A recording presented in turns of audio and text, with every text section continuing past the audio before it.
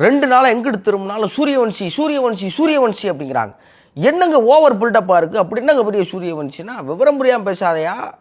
15 வயசு பையன், மீசை கூட முளைக்கல. ஐபிஎல் வரலாற்றிலே குறைந்த பந்துகளில் 1000 ரன் அடிச்சிருக்காங்கிற பெருமை. 440 பந்து 1000 ரன் எவனுமே பண்ணல. 15 வயசு பையன் போயா அப்படிங்கிறாங்க. இப்போ 15 வயசுனா நம்மளெல்லாம் பப்ளிக் எக்ஸாம் இருக்குன்னு அடுத்த வீட்டிலே விளையாட விடலையே, அவங்க வீட்டில் எப்படி ஐபிஎல்லில் விட்டாங்க அப்படின்னாக்க, அதெல்லாம் விடுங்க, பையன் ஜாதிச்சிருக்கான்ல அப்படிங்கிறாங்க.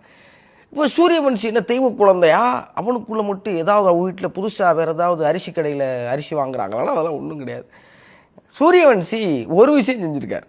ரொம்ப சீக்கிரமாக அவருக்கு என்ன தேவைங்கிறதையும் அவருக்கு என்ன வருங்கிறதையும் தெரிஞ்சுட்டு ஆரம்பிச்சிட்டார். ரொம்ப ஏர்லியாக ஸ்டார்ட் பண்ணிட்டார். நம்ம என்ன ஆரம்பிக்கலாம், அவ்வளோ வித்தியாசம். இப்போ இதுக்காக நம்ம மன உளைச்சலாகி 70 வயசாகிடுச்சு நம்மளாம் வாழ தகுதியற்றவர்களாலாம் யோசிக்கக்கூடாது.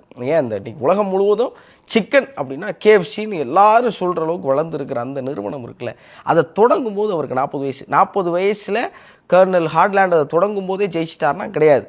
அது ஹெண்டகி மாகாணம்ங்கிற ஒரு இடத்துல அவர் அதை தொடங்கி ஹிட் அடிக்கும்போது அவருக்கு வயசு 65. 25 வருஷம் அந்த ரெசிப்பியை போட்டு என்னென்னமோ பண்ணி கடைசியாக ஹிட் அடித்து இன்றைக்கி அது தரமாக நிற்கிதுன்னா அதுக்கு காரணம் உங்களுக்கு என்ன வேணும், உங்களுக்கு என்ன பிடிக்கும், உங்களுக்கு என்ன வருங்கிறத கண்டுபிடிச்சி தொடர்ந்து அதில் உழைப்பு போட்டுக்கிட்டே இருந்தீங்கன்னா ஒரு நாள் நம்மளும் நிற்போம். என்ன சொல்கிறீங்க? அதுக்கு முதல்ல என்ன செய்யணும்னா இப்போவே தொடங்கணும். சீக்கிரம் தொடங்குங்க.